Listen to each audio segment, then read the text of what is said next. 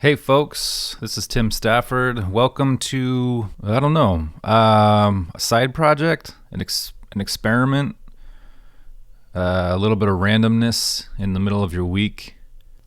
Really, I think if Voxology is the record, then this is the B-sides. I've been wanting a place to kind of follow, some loose threads, some ideas that are a little bit off the beaten path, to dive down a few rabbit holes, maybe. I got a lot of ideas that I have just folded up neatly in my back pocket, odds and ends that I've gathered as they've floated through the air. Things that I think are interesting, and maybe you will too, who knows. But I thought, what better place to start than with my good friend Dr. Timothy Gombis in a conversation about U2 and theology. If you listen to Voxology or Gombis's podcast Faith Improvised, you probably heard this teased a little bit. There are a lot of fun concepts and themes that Bono and the boys and U2 have unfolded over the years. Ideas of faith, of God, of community, what it means for all of us to exist together, what it means for all of us to exist in a relationship with this deity that we have come to know as Yahweh. I don't know. There's some fun stuff in there. One of the things you may have learned in the years that I've been on Voxology is that I'm a lover of language, and I'm a lover of art. I'm a lover of poetry and of music. One of my favorite movies of all time, one that will make me cry every single time that I watch it, is a little film from 1989 called Dead Poets Society. The film came at a point in my life where, things were unlocking. The world was being made small while the universe was expanding. And there's something about the way that Robin Williams' character talks about poetry and language and looking for the beauty in the world, sucking the marrow out of life, as he says. Something in there clicked for me. Something was, ignited. Words and language. No matter what anybody tells you, words and ideas can change the world. Words and ideas can change the world. I've come to believe that. I've come to see it all over the place. For better or for worse, words ignite hate. Words can make us fall in love. We don't read and write poetry because it's cute. We read and write poetry because we are members of the human race. And the human race is filled with passion. Medicine, law, business, engineering, these are noble pursuits and necessary to sustain life. But poetry, beauty, romance, love, these are what we stay alive for. To quote from Whitman, "O me, O life of the questions of these recurring, of the endless trains of the faithless, of cities filled with the foolish, of myself forever reproaching myself, for who more foolish than I, and who more faithless? Of eyes that vainly crave the light, of the objects mean, of the struggle ever renewed, of the poor results of all, of the plodding and sordid crowds I see around me, of the empty and useless years of the rest, with the rest me intertwined. The question, O me, so sad recurring, what good amid these, O me, O life? Answer, that you are here, that life exists in identity, that the powerful play goes on, and you may contribute a verse." I love it. Maybe it's sappy. I don't know. That the powerful play goes on and that you may contribute a verse. Now, that may hit everybody in different places. To some of you may be saying, what?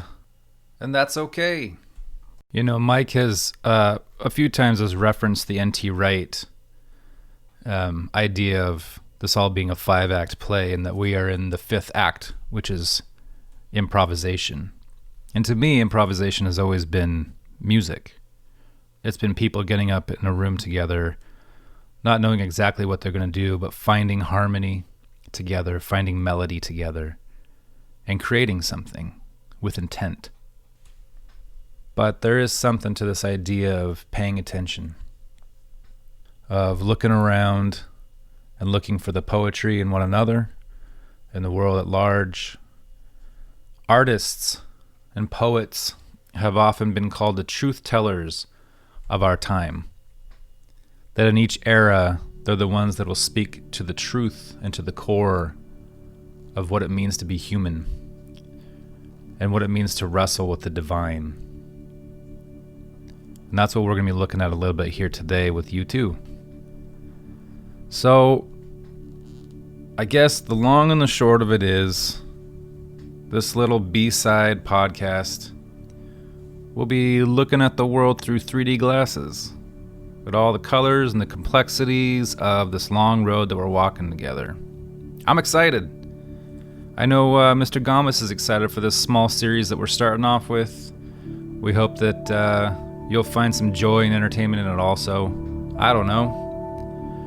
But for the sake of melodrama, we are, and this is The Wanderer.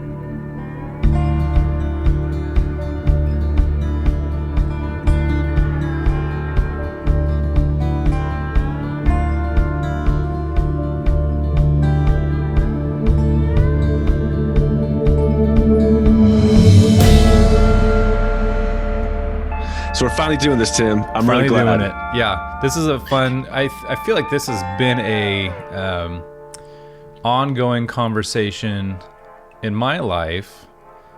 So to kind of give it some, to give it some structure and give it some wings, so to speak, is kind of a fun idea. Yeah. I don't know you how and I many have been kicking YouTube around. fans there are in our listenership. There may be 15 of you out there. Welcome. Seriously, what does it take? You've got to be a little bit older. Like, I remember when I started teaching back in the early 2000s, I would drop U2 references and there'd be one or two people be like, oh yeah. And then after a while it was like, yeah, I think my dad listens to them. Totally. These are college students. Well, there is that weird, like, the same thing happened with the Chili Peppers. I have a younger brother he's 10 years younger than me. And so he would inherit the music that I listened to by force. I would just listen to this. This is the music. Every band has phases. And everyone eventually gets into a latter half of their career, at least. And the 2000s did that for a few of those bands. And that happened with the Chili Peppers too, where my little brother was like, they had an album called Stadium Arcadium.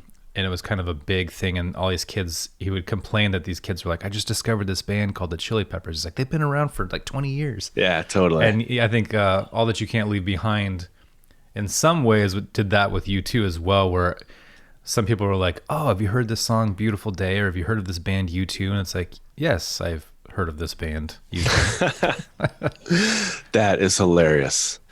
Yeah, they've been around. I mean, when you think about it, so 1980. I mean, that was their album, so they'd been around a little bit before then. So I mean, like, they were so definitive of rock and roll in the 80s. Yep.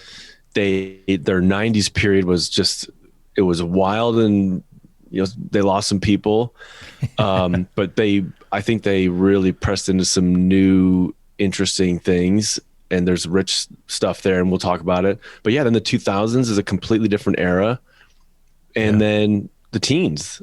So it's like. Yeah, 40 years. That's just really incredible. And all those transitions. It's really remarkable. Yeah. Crazy. So what I find interesting is to talk about U2 with somebody who has seriously cultivated literary sensibilities like yourself. So like you and I, obviously at some level we're U2 fans. Yes. But beyond that, you and I both have felt like a far deeper resonance. Right. Fandom doesn't really kind of capture that. And, one lens for you to look at your life narrative is to track it through some of their work. Mm-hmm. And that's been really significant for me as well. So that's why I dig talking to you about it. Yeah. Anytime, anytime you sort of meet, I have a friend who's really into Rush. And so when he unpacks like what they're all about Right. and their larger project, it's like, oh yeah, cool. Right. So it's like you could be a fan, but there's something about taking things to a deeper level to really discover what genuine artists are doing. So Yeah. I don't So know. that's as a preface, I think that's an interesting. So one of the things we want to do with this little mini series is kind of crack into ideas and stuff that kind of permeates from lyrical content or album arcs or even real life antics and things that Bono has invested in, etc. And I think we'll get to a lot of that stuff in the coming episodes. The other thing is you and I have talked about like not doing this as U2 fans, which you just kind of articulated. Like this isn't just two U2 nerds sitting down and be like, oh, these guys are the bee's knees. They're so great. So that won't be this. If you're listening and you're like, I don't want to listen to two people geek out on U2. We're not leaning into that. We're not flexing those muscles. Yeah. The other thing that I think is interesting, I don't think we have to necessarily hit this today, but a conversation that I've had a lot lately is trying to, as we've been trying to, on Voxology, as we have been playing around with these new creation dynamics, old creation dynamics, methods of understanding God's narrative and our vocation, etc. Worship has become a really interesting feature that it hasn't been cracked yet. It's not something that we've cracked yet. And we've actually had a few people write in asking about like, what is worship in the new creation dynamic? How does this work? How does this fit? I'm like, I don't know, but I think it's interesting to wrestle with because music does something to us. It's you don't have to be like, I love playing music. I love writing music. I love my relationship to the physical, tangible element of music.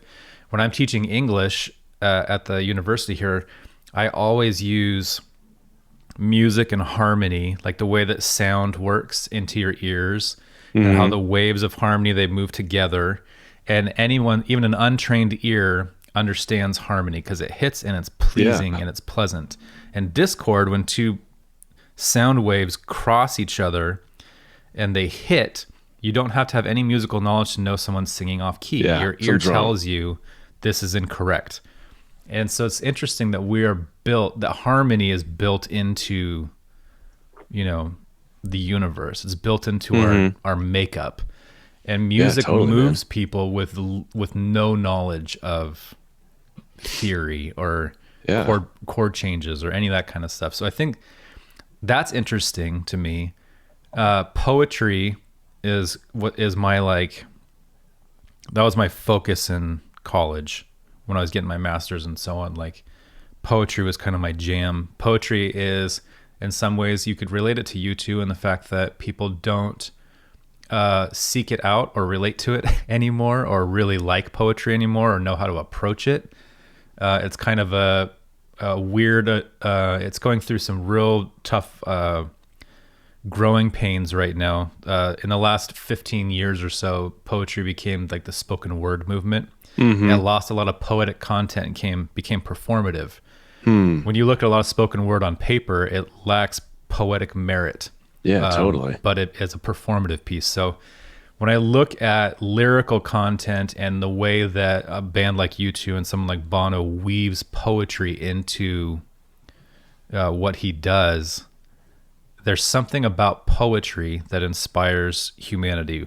And you don't have to have a poetic understanding or a poetic training to be inspired by a metaphor or to be inspired by parables. I don't think it's random that Jesus used parables so much. Yeah, you can be overwhelmed by the power of it without being able to explain what's happening. Yeah, we love story. I mean? Yeah. And we love that kind of stuff. So I think that was a really long way of saying I think that a lot of what we'll be doing is playing around with those kind of elements and why those are important and the power that and then they also carry. Personally, like how they've meant a lot to us. Absolutely. And how they open the world. Yep. Because I think that's what so many of their songs do. It's like you've had those experiences you can't explain or you can't kind of get words to sort of get your head around, and then but a song can help you.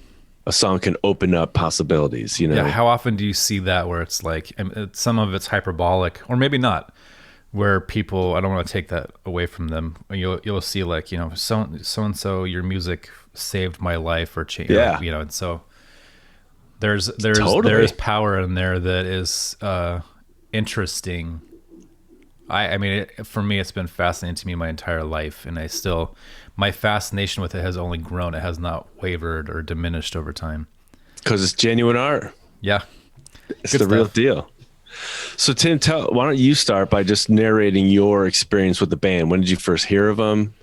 What was the first albums that you listened to? What did they, you know, your journey? My journey, my YouTube journey. Yeah, you're wandering with the Yes. band. Yeah. If we use that sort of as a lens. Yeah. So, yeah. My first memory of U2 is the War album. It was Sunday Bloody Sunday, and being on the playground and hearing it. I mean, as a musician, there's something really interesting where, like The Edge, who plays guitar in U2, he has a very signature style and sound that you can hear it and you know it's him. Oh yeah. And there's a lot of guitar players in the world and history that have that same kind of thing where they have a style that you can pick out. And if it's a new song, you didn't know that in new music, you hear it and you're like, oh, that sounds like, you know, Jimmy Page, or that sounds like so-and-so. Like you can pick apart those kind of things. Larry Mullen Jr. he's one of the few drummers in history that I can think of. There's a few other ones, but that has a style that you can be like, oh, that sounds like Larry. And so almost everybody knows the like you just know. Oh, totally, man. Right off the bat exactly where you are. No guitar or bass comes in yet, and you're instantly locked into the emotion of that particular song from a snare drum. That's it. Which is pretty rad. I mean, that's a you know, a huge prop to him that's kind of so that was the first, and I think you and I have talked about like the what is it called, the Red Rocks concert that was, Oh yeah. Live at Red Rocks, was that 83? yeah, somewhere around there, and it was the white flag waving Bono era, mullet Bono era, and I think you and I have That joked had to be about the thickest mullet in the history of rock and roll. I think he's tried to take some, you know, he's tried to say that he maybe invented the mullet. That may be stretching, but I know that a lot of people, anytime you go to the Red Rocks is like a bucket list concert venue, and I have friends who are in bands who have played there, and have heard other bands talk about getting there and being so disappointed that there weren't big fire pits on the That's stage. hilarious. I guess that was just a one-time thing. But anyway, that was my how I became familiar with them, and then Joshua Tree is what kind of, you know, blows it wide open. Oh yeah.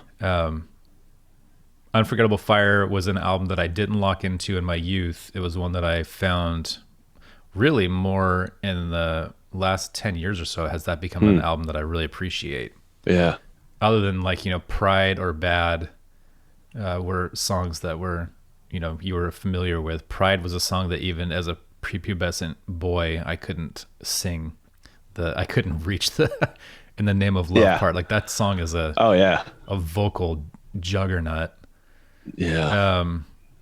Joshua Tree was a big, you know, that was the record where you could say, Dad, you know, when mom and dad are saying like, you're only going to listen to Christian music. Like, well, these guys are Christians. Like, oh, totally. they're like, really? I was like, yeah. You know, this is about heaven and this is about, you know, whatever. So they became like the first okay crossover type of band. But for me, you know, I was young for both those things, but for me, when I can remember specifically hearing the guitar part for Zoo Station. Oh, wow. The opening track on Achtung Baby. I was old enough then, I was going into high school or so, and that record was huge. Just, you know, a few Rolling Stones greatest rock album of all time for Rolling Stones. And I don't know that I would argue against totally. that. Like it's If you're not familiar with Achtung Baby, that album starts with just a and it's just a chainsaw, which is funny because that's how they described the sound. Was this, what is the sound of Achtung Baby? It's the sound of four men cutting down a Joshua tree, which is like, yeah, totally. They completely reinvented themselves. yeah, it was genius. And I think I've talked to you about it before, but there was a book that accompanied the writing of that record through the end of that tour called Until the End of the World. And my best friend in high school, Matt, and we read that book multiple times. And there was a guy in town that was a big Grateful Dead bootlegger, and he would buy Matt's older brother Dead bootlegs all the time. So we went in there and was like, hey, can you get us U2 bootlegs? And he's like, yeah. So he would hunt down these like U2, the tour for that was Zoo TV, and he would hunt down these Zoo TV bootlegs for us that we would, because Bono will change his lyrical content live to adapt to either a town or a place or an event or even biblical references or other song references. It's fun to play with how they would reinterpret music based on time and place. Oh yeah. So that Achtung Baby, Zooropa, those were really big records for me. That's a significant time of your life when you're going into high school. I mean, everything's changing for you. Your view of yourself, your world is changing. I mean, how did that album sort of serve to interpret things and serve as like a companion in that era? That's a great question. I think that book helped quite a bit because U2 had a very pious, they were very earnest in the 80s. The Joshua Tree, yep. Yeah, and there was that tour. Yeah, and their interviews, every way that you encountered the band in that time period was very earnest. It was very stoic and in some ways felt juvenile. And so one of the things that I've learned from U2 as a whole, and maybe from Bono in particular, has been, and I've mentioned this on Vox before about the power in being able to change your mind, to learn something, new information has come to light, and to throw a Lebowski in there. Love it. So Kurt Cobain, I remember watching an interview with him, and they were. He was going on a stadium tour, or not a stadium, like a big arena tour, and people were like, "Hey, you used to say you would never do this. You would never play these big arenas. You had this punk rock ethic. You would never do this. What happened?" He's like, "I changed my mind." And as a young teenager, I was like, "Whoa, yeah." There's a lot of power and freedom in being able to say, like, I changed my mind because I have a better understanding of something now. Yeah. And with U2, I remember in the 2000s when he was sitting with George Bush and meeting with him, and people were like, "Dude, what are you doing?" Like, because it was coming up the Clinton era where he was close to the Clinton and was doing a lot of work overseas and trying to push through Jubilee and that kind of stuff that you get to George Bush. And like, he's in a lot of ways was antithetical to your belief system. And Bono's approach at that point was like, I will sit with anyone and work with anybody who is willing to work for good, regardless of. And so that was a profound thing for me because I was really into punk through the adolescent years, and I was really into the idea of fighting against and fighting for, and punk has a very like aggressive ethic in that way. Watching Bono settle out of that into a posture of like, what's important is not how I do this. What's important is if it gets done. Yeah. And I was like, that was a learning. I learned from that. Like that broadened the way that I approach my neighbor, or broadens the way I approach like my parents, who I do not share any political anything with. It enabled me to not fight them and be like to hold contempt towards them, but to instead engage them as individuals who sit on this planet with me but don't see the world exactly the same way that I do. So that's like, Yeah, it can be a valuable thing. That punk perspective, it calls out, it notes injustice, it notes corruption and all that. But I mean, if that's your only perspective, yeah, you can become this character that's just against with no remainder, just instead of shouting at a having wall some. over Yeah, and over and totally, over again. just Yeah. angry all the time. Yeah. So that was a long way to come back to Achtung Baby being a time period where I felt like the earnestness of the 80s matured. And the confines of Christianity, if I can put it that way, of thinking that the idea of the straight and narrow, or faith being shackles or tunnel vision. You saw a group of individuals that got into their 30s and they were kind of like, man, this is all bigger than I complexity. thought it was. Yes, Layers. Exactly. So going to Berlin at the time that the Berlin Wall was being torn down, they recorded that record there. They're watching out their window as the wall is coming down. Oh my word! They're seeing this electricity of humanity. That's been a big thing for me lately. Is when I think about Paul talking about being the biggest sinner in the room, and if I think about sin as being caught in these cycles in which I literally get trapped and it's hard to break these cycles and stuff. When I think about it that way, when I walk into a room, I am the biggest sinner in the room. I understand that idea of being caught in something and the messiness of humanity and God's consistent pursuit as we've remained messy or gotten messier. I find a little bit of beauty in the messiness of who we are. And I feel like, the book, that Until the End of the World book opens and Bono's like, he's hungover, he's in a house rental, he fell asleep in a t-shirt and nothing else.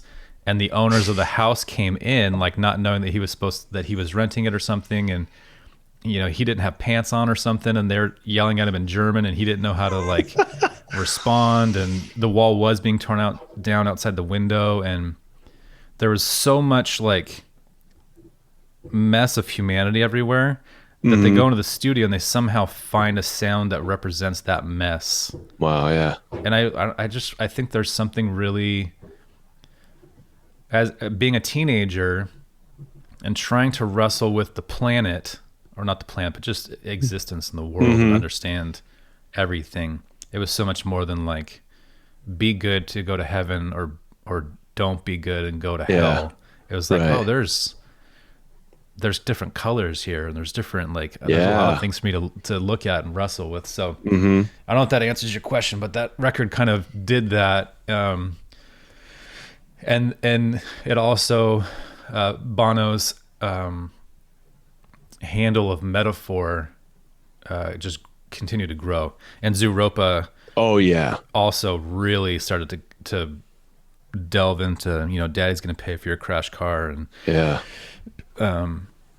and then a song like The Wanderer or something like that. So there are these elements of metaphor that she moves in mysterious ways. Yeah. Well, I've always appreciated that idea that a lot of his songs, someone said it early on that a lot of U2's music is worship music, that Bono has changed the pronouns or has changed things in. And I was like, I don't know if that's true or not, but there is something to the idea of how he wrestles with faith and God and spirituality and does it in a way that, I don't know, there's just so much power in metaphor and there's so much power in that it opens up accessibility to topics that you wouldn't normally feel that you had the lyrics are elusive enough that you could sort of, like, mysterious ways. I mean, when you start to understand that there's, that John is John the Baptist in the and that it's this character that, maybe finds himself in prison and burned out and like disappointed with the Messiah and all this. And it's like, let the daylight in to fill up the room. I don't know. There's enough openness with the characters that are created in their music that that a mini drama is launched, and it's a drama that's discernible but open-ended enough that you could find yourself there, and it kind of interprets experience for you, or at least invites you to think about things from this perspective. Yeah, with the sexiest bass line of all time. Oh, totally. Absolutely. I love It doesn't that hurt. bass line. It doesn't hurt. Yeah, so that was, that record was a big.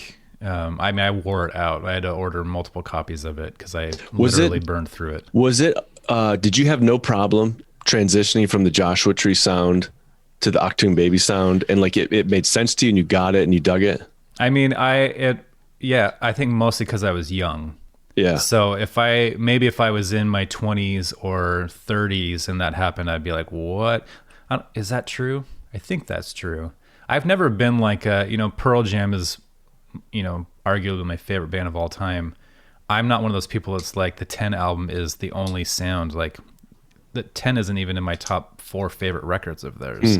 So I've always been fairly open to embracing an artist finding new sonic ways to express themselves. Yeah. Even with cool. like the songs of Innocence and Experience, like these later albums, these last 2 records that the U2 has done. When I read reviews and people just tear at it, Yeah. I think about if I was to hear those records in an isolated place, like if U2 didn't exist before those 2 records, I think people would lose their minds on, totally, man. on what it was. Oh, yeah. But instead, you have to carry 40 years of your relationship expectations. into that, Yeah. Yeah, but I mean, so for me, high school ended with Pop. And, wow. That was the first concert that I saw them in tour on. Also, Zoo TV, that tour for Achtung Baby, you had Mr. Macfisto and The Fly and these characters. Bono was bringing theatrical elements into the concert. It wasn't just him in the mullet. Yeah. Running around stage. Changing the world. He came out dressed like the devil and made phone calls to the president of the United States, or called absolutely bananas. It felt so dangerous but playful, which is just dangerous and playful. That's such a interesting dance of So I just loved it. I loved everything about it. The tour was overwhelming. I'd never seen anything like it before. I think at the same time that Pink Floyd did that big Pulse tour, and they had a pretty big wall of things in that was also kind of like, wow, these guys are really embracing a theatrical element. But it was that era, the early 90s, of like super optimism. The wall had come down, and like all your dreams are going to come true. Here's a ton of TV. Here's big spectacle lights. And, I mean, it was their way of sort of, kind of sending up the modern world. Like, let's just take the wonder and spectacle and optimism of technology and turn it up to 11 and just see what that gives us. And that's what that tour was like. That tour feels to me like they took 10 years to plan it. I know that's not the case. Yeah. But like the stuff that you're talking about, when they would flash all these words on the screens, and I think you and I have talked about how like one of the words was believe, and how this has always made me feel divine about language. I am a lover of language. And that's why poetry is literally just taking all the words that you already know. It's your English lexicon, but the way you put them together in one line can open someone's mind or open someone's heart. All it is putting those words in a different order. But it's like they carry so much power. Like words start wars, words cause people to fall in love. Like it's really the word is just such a I've just so much like I'm in awe of language. And so looking at the word believe, and that what the word believe means, and that the word lie sits in the middle of believe. Yeah. It's like, it's nuts. How did that happen? Like, it's just, it blows my mind. Those little stupid things like that, I will just sit and tumble dry on it forever. Like, it's just, there's so much. You could just put that on a page the way they did, where they made the word lie change color inside the word believe, so that if you looked at it on a piece of paper, you could just sit there and kind of wrestle with that one word for like a while, just like looking at it. Man. Totally. But that's what that was all about. Yeah, that was one screenshot of a gazillion words. All those other words, totally, man. The amount of because when you read about them recording that record, they were kind of like, maybe we're done.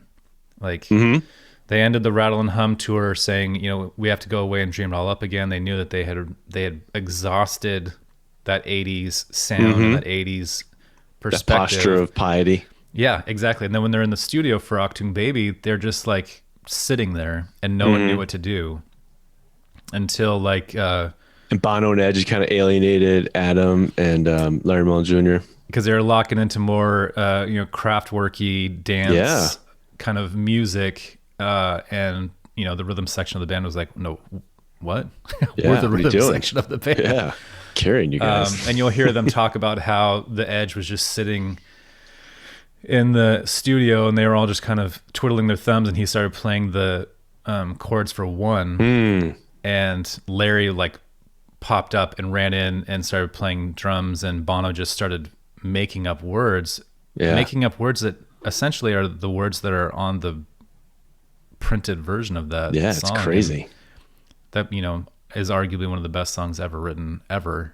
Even Axl Rose, I remember reading at the time, was just like how did you write that song, and how did I want that song, like where did you get that song?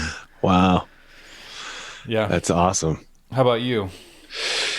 Man, I think it was, for me, it was my cousin gave me it was 1982, and he gave me War and Live Under a Blood Red Sky.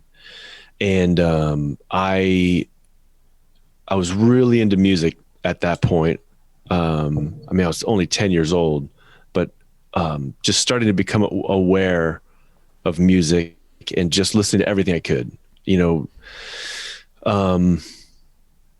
Yeah, he gave me those 2 albums, and it just was like you said, Edge's guitar.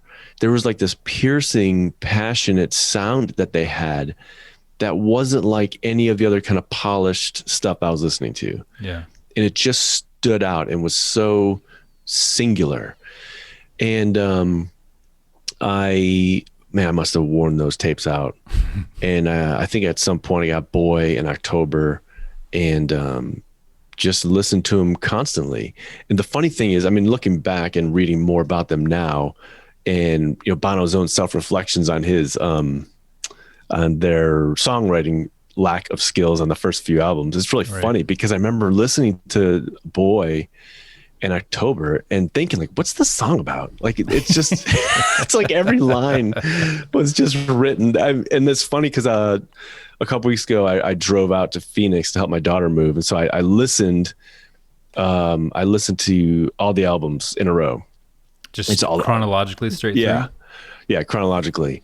And it's so fascinating to hear the continuities of sound and also their growth as songwriters. Yeah. When it comes to Unforgettable Fire, it's like, all right, they're starting to get it. These are coherent narratives, or this has an idea that they're kind of unfolding. And absolutely, then when you get to Joshua Tree, it's, you know, they found their voice, they found it. Totally. But those early albums, it was just, you know, I don't even know. I mean, it was just shouting out. I mean, Bono's just so full of energy. He's just, you know, just belting sounds out, you know. It's just really, which is funny for people to watch if you go on YouTube and watch any live performances from those really early 80s. They're hilarious. Oh yeah. It's like it's funny because now in more recent concerts, after the Joshua Tree, he's so studied and careful, like with his body and his movements. And in those early concerts, it's like this like spastic Irish kid, just like completely just prancing around and no control and just all passion. But that captured me. I just love their sound. And then when Unforgettable Fire came out, that also, I mean, you get this as an Enneagram 4. Just the capacity to kind of hold together like rage, punk, you know, celebratory sounds, but also brooding and dark. Yeah. And Unforgettable Fire just captured me with that. It was haunting, and it was like even that the cover art, that, you know, kind of foggy picture of that castle. Yeah. I was just like, this is another world. And I was preteen at that time, and so like everything's starting to change, and everything's getting wonky. And that album really, it was the perfect sound for that time. And I love that album. And then what's interesting is to listen to it now all the way through, and to kind of recall that sense of things, that kind of haunting beauty. It's just it's really those records powerfully. are not just these records, but all records serve as such interesting like diary entries. Oh yeah, they're eras, and they bring back the feeling Totally. of those eras. And I think it's also kind of fun to look back at parts of your life and sort of look at your life again from that perspective. I was so into pop culture and paid very close attention, and of course to U2 in those days. And so like 85 was Live Aid, and I mean U2 and Boomtown Rats, and 'cause Bob Geldof was a big part of that, and the Police played that. I mean, all those bands. I just loved all these bands that played Live Aid, and U2 the most. When that they were getting huge globally, and especially in Britain. And so by the time Joshua Tree came out, it had been building for some time. Yeah, totally. So when that came out, they just took over the world. I remember getting that Rolling Stone issue in 1987, and Rock's Hottest Ticket. Yep. Because they were massive, and they just blew up. And then I remember going to the record store the day Joshua Tree came out to get the CD, and that's back when they came in these large cardboard cases. Totally. And it just was so over the top, so wasteful. But of course, I had to like cut it apart very carefully and put it up on my wall. So yeah, that was that album I wore out as well, and that was really, really significant for me, because that was at a time where that kind of piety made really good sense. Totally. Even though for myself, like my own personal narrative actually runs slightly reverse from like my life at the time of Joshua Tree to Achtung Baby and U2's trajectory, because I got what they were all about. And I had that earnestness about like, yeah, stuff is messed up with the world and has to change. But like my pious side was like, I was becoming in early high school years disillusioned with the church. I'm like, I'm done with that. And was, thinking, partying makes good sense to me. All my buddies are partying. Let's just get crazy. But for some reason, still the Joshua Tree, that album was awesome. I went to see that show in October of 1987 in Chicago. And it's funny because I told my parents this is a Christian band, just like I had gone to see Petra live. I was going to go see this other Christian band live. Yeah. And I mean, that show was just absolutely raucous, but it was overwhelming to me because we were like in the 9th row, and it was all just this band that had sort of formed such a significant part of my imagination in my coming of age is right there. Yeah. And it was so incredible. Yeah. Because they're almost mythical before totally you see them in flesh. Oh, it's just it's the nuttiest thing. So I went away to Christian college in 1990 and sort of had went through a several year long pious phase where I felt like to be a good Christian, I was interested in being a committed Christian, and it felt like the only framework for that was like separation from. And U2 at the time was going in a different direction, which I didn't understand, because everything for me at that time was moving from complexity to simplicity, clarity, black and white, and they were going at exactly the opposite direction. Yeah, so we cut across like this. Totally, man. No, absolutely. Ships passing in the night. It was, I remember Bono saying something like, going in this new direction. We're going to lose a lot of the pop kids. And I was like, what? That's surely not me. But then when I heard their sound, I was like, yeah, I don't get it. And saw everything that they were doing. I just didn't understand it. Come to find out. So I basically lost touch with the band in the 90s. And then in the late 90s, we made a move to Scotland, and basically everything that we had understood about our pursuit at that time, my wife and me, in that kind of pious era, just came undone for us. And we were in a different part of the world, in a different context completely. And I was in a record shop in Belfast and picked up a couple of albums I had missed, and picked up their new album, All That You Can't Leave Behind. And I fell in love with that album because it felt like a return to what I had known. But then about a year or two later, a couple years later, I picked up Christian Sharon's book, who's a scholar of culture and theology at Yale, or at least he was at the time I wrote the book. I think it's called One Step Closer. And that was like a really shrewd treatment of, I think the subtitle is something like Why U2 Matters to People Seeking God, or something like that. Yeah. And he unpacked what they were doing in the 90s. And I never understood it. And I talked about Bono's discussion of Oscar Wilde. When you put on a mask, you reveal who you really are. And I was like, whoa. Yeah. And how they were basically journeying through wisdom literature and complexity, and sort of taking up things and looking at them from a different perspective, and a lot of questioning and wondering. And that drove me back to Achtung Baby, drove me back to Zooropa, and then to pop. And I totally got it, whereas I didn't before, and began over the last 15 years or so to really, really appreciate that era for what it is and for what they were doing. And I think that it's really, really important. Taking on that journey of complexity, and peeling back the layers in Achtung Baby. And then Zooropa is kind of a sort of a hastily thrown together album. I know that, but still, like, some of my favorite songs are on that album.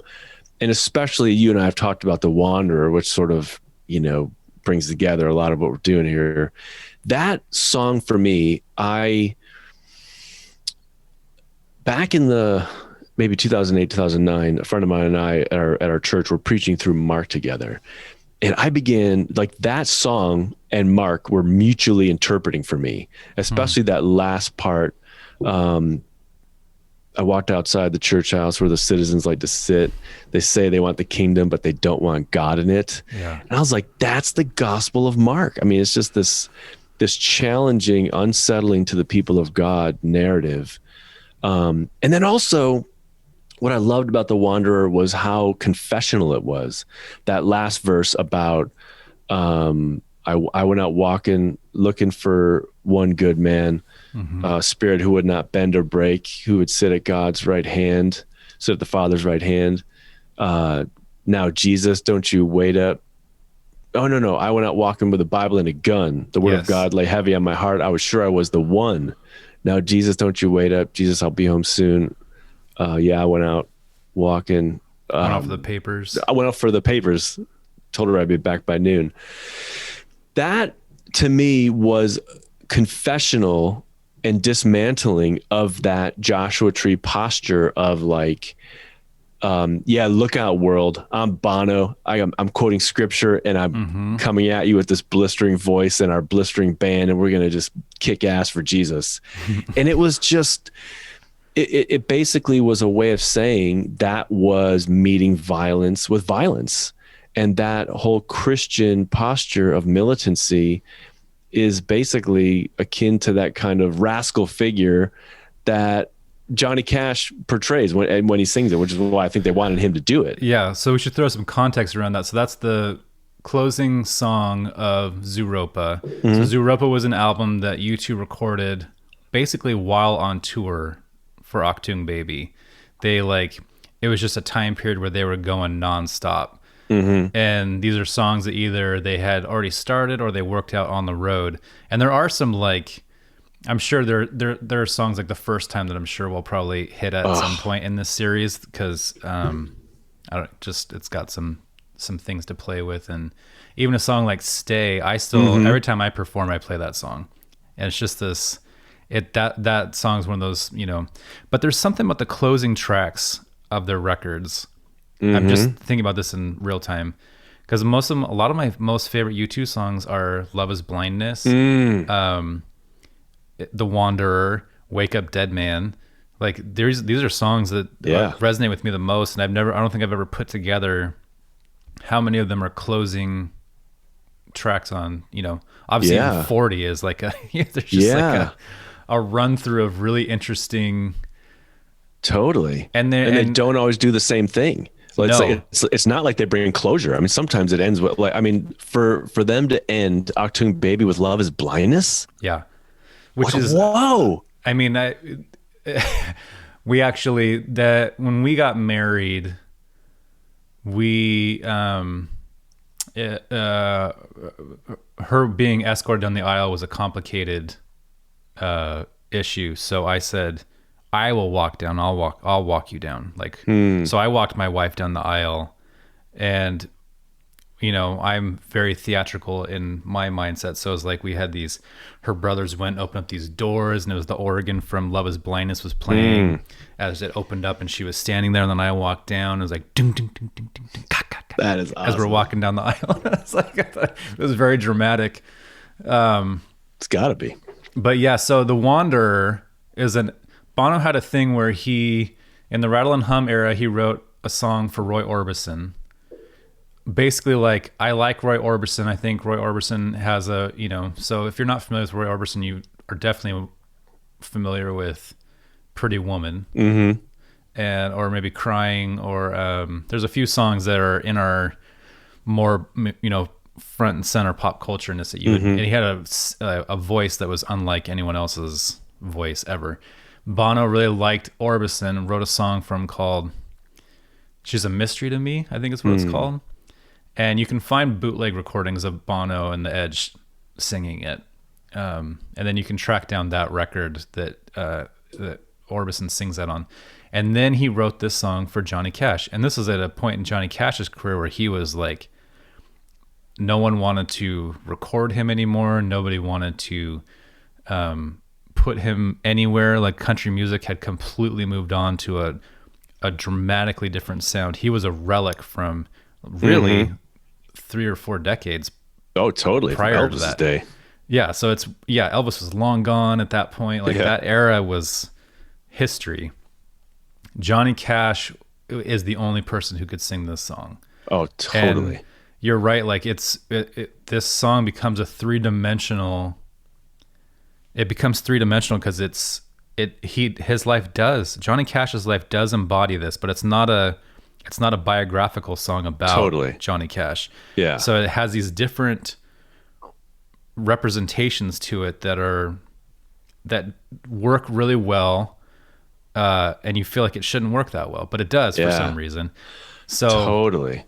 When we were talking about doing this, we threw around different things, and I think that the reason that we were thinking about calling this little series The Wanderer is because of the fact that there are a lot of elements to this one song that represent either our journeys through disseminating information, or the band is also seems to be represented by kind of the content of this. And so this part, like, I don't know if you want to crack open even a few more of these things. I know you have sat in this song and have kind of like posited some ideas, and this is kind of a teaser for where we may go, or how we don't know what we're doing, but totally how we may we're wandering incoherently. Yeah, exactly. See, that's why it's what it's called. Absolutely. Yeah. That song is like, it's sort of, here's the stuff we've seen, coming out of the Cold War.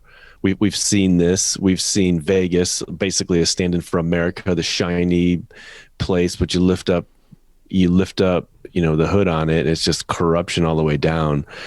it's sort of like I've seen all this stuff, but also like, the wanderer is also like Solomon, like the person from Ecclesiastes that like went out and did as much as he could, before he repents. I mean, so he's that character. Totally. He's also, it's also confessional. It's a song that it just captures so many dynamics all at once. And it's also like completely carnivalesque. It's like, it's cartoonish. It's got that, that kind of circus sound to it. But it's also hauntingly beautiful. So it's so many things at once. And it's sort of, the closing song on one of their probably least appreciated albums, which is, it's unfortunate that it's not more widely known, but it's a beautiful tune. And they performed it at some Johnny Cash tribute during the Vertigo tour, and you could see that on YouTube, which is it's kind of cool because Edge kind of riffs a little bit. I'll put that in the show notes so they can. Yeah, it's so beautiful. Love it. But then Pop. I think Pop is probably the least accessible U2 album and the most probably misunderstood. And it's probably the one I listen to the most. Yeah. Because it seems to me on the trajectory of, so I missed out on them in the 90s, but basically those 3 albums have helped me interpret like life since, maybe over the last 10, 12 years or so. That album, is it's sort of like Songs of Innocence, in which it's utterly truth-telling. Mm-hmm. It's like Achtung Baby launched this trajectory of like layered lyrics and complexity and analysis of everything that they're passionate about, but from a different perspective, and just sending everything up. Like, everything's cartoonish, everything's over the top, and that's how they're doing their work. Well, by the time they get to Pop, it's like there's a sense of exhaustion almost, or of like modernity the optimism of modernity and its consumeristic impulses and its love for hyper reality and hyper stimulation. It wears out the human. And it's not that they were exhausted, but they were expressing the exhaustion of modernity itself. Totally. And it's like, to me, it pulses with life because it tells the truth. I'm down here in the trash looking around for baby Jesus, No, that's the song I just pulled up, because that was a song called Mofo. Yeah. And it begins with looking for to save my soul, looking in the places where no flowers grow, looking for to fill that God-shaped hole, looking for mother sucking rock and roll. Holy dunk space junk coming in for a splash, white dopes on. So yeah, it's an interesting, like, the God-shaped hole thing became a really interesting metaphor for me in that time period. Mm-hmm. Like, yeah. So I think that opening stanza versus, so the opening lyrics of The Wanderer, I went out walking through streets paved with gold, and you just hinted at these things with Vegas and so when you play it, it's such a visual song. I went out walking through streets paved with gold, lifted some stones, saw the skin and bones of a city without a soul. Mm-hmm. So a city that's been paved over with this, like, I went out walking under an atomic sky where the ground won't turn and the rain, it burns like the tears when I said goodbye. So yeah, it's there, that stanza alone, what you're playing with from a societal view, from a human view, then to the personal with that last, like, the tears when I said goodbye. All of that compacted into one little thing is a lot to play with and a lot to sort through. Oh, totally, man. That's some dense songwriting. Then for me, Pop has become, it's sort of mournful. It's sort of, it's plaintive. It's not sad is not the right word, 'cause it's not necessarily sad. One of my favorite songs, well, whatever. I could preface every song with say that, but one song I love is from that album is Playboy Mansion, which I think is just pure genius. But then the way that album ends with "Wake Up, Dead Man," and all that song means, and how it's sort of an interpretation of Psalm 43. It's just so powerful. And that's probably the album I go back to the most. That's been helpful for me over the last 12, 13 years or so to kind of understand my own culture and what's happened to it. But the transition from there, when understanding the narrative trajectory from that song to the very next song they release, which is Beautiful Day, is just, it's so wonderful. And then, that album really was really helpful for me. The next album, How to Dismantle an Atomic Bomb, was equally helpful, because you've got the language of celebration and All That You Can't Leave Behind, and then the language of lament, 2 albums in a row, and both sort of journey through scripture, as we can probably talk about down the road. And throughout the last 20 years, I've seen, I don't know, maybe 9 or 10 of their shows, and I've just enjoyed them. They've been such a blast. I thought the 2 albums, No Line on the Horizon and then Songs of Innocence, I thought those 2 set next to each other were really cool as well. I think that they tried to articulate something from 30,000 feet with No Line on the Horizon, and felt frustrated that they couldn't, I don't think they got across what they wanted to. Right. And so they came right down to street level with Songs of Innocence and just got absolutely biographical, which I thought was just really cool. Yeah. So U2's been the band for me over the last 40 years. I mean, obviously I've just got a lot of other interests and loves, but it's like, that's the one I keep returning to. And every time I do, there are particular beauties to some of their songs that I've not noticed before, that,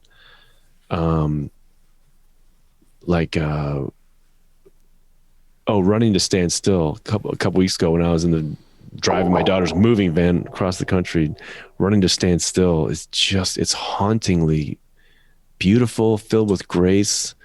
So over the years, there have been a lot of songs that have been interpreting of eras in my life. And I have to say, though, at the same time, because it's genuine art, there is that level that their work works at, which is like, it's just great music. Yep. You know what I mean? That's helpful. Yeah. Yeah.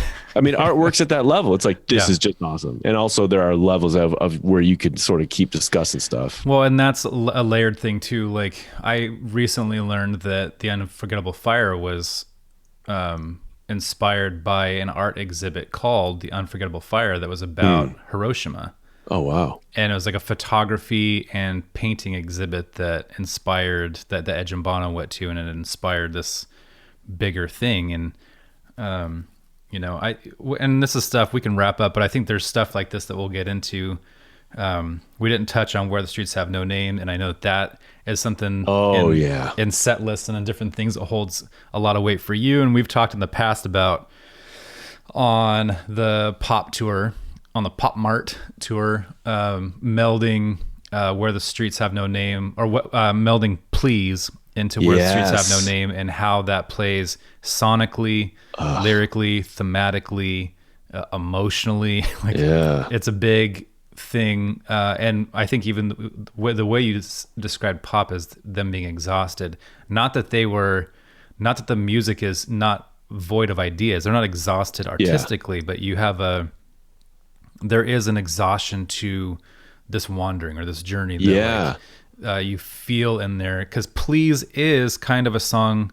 It is kind of the Where the Streets Have No Names of that record. Yeah. But then when you look at the content of how different and heavy the differences in those 2 songs are, you can really get a feel for how different where they are at that point just humans trying to navigate a difficult landscape.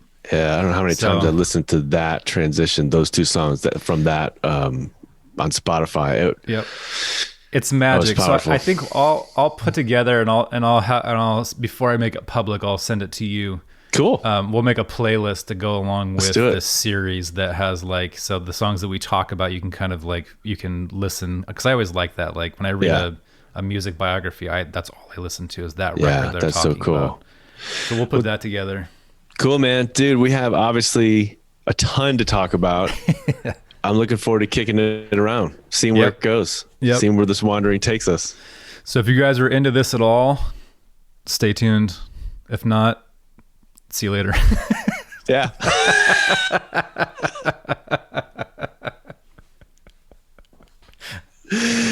Yeah. It's everywhere you don't want to go. That's right.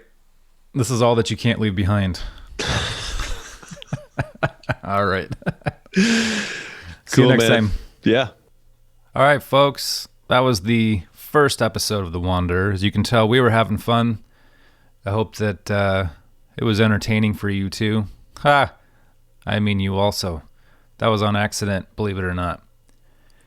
Well, this was an introductory conversation of us just kind of laying the groundwork for our history with the band and the music and things that have kind of inspired us.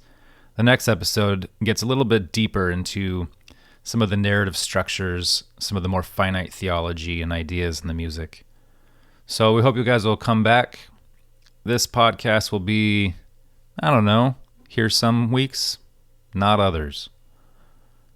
It's a wanderer, right? And as this episode 1 was titled, not all who wander are lost. I'm going to close every episode with a blessing from the patron saint, Black Francis. And it goes as such. If man is 5 and the devil is 6, then God is 7. See you all next time.